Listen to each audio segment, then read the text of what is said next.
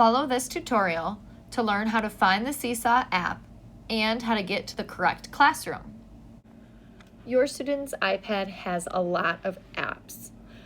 You want to be able to find the SeeSaw app, as that is their learning management system and where they are going to find activities and assignments or announcements from their teacher.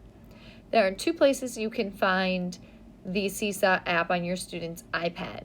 You may find it on the main screen of apps amongst other apps that have been loaded on their iPad, or you might find it down below on the bottom toolbar if it is commonly used.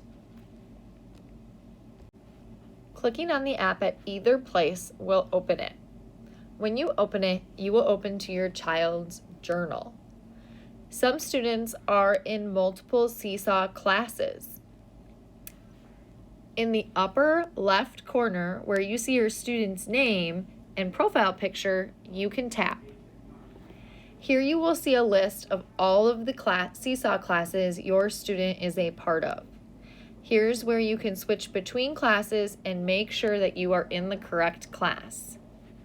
You will notice on the right that the name of the classroom will appear, and here's where you can double check you are in the right classroom. If you are having difficulty finding the SeeSaw app or connecting to the correct class, please reach out to your student's teacher.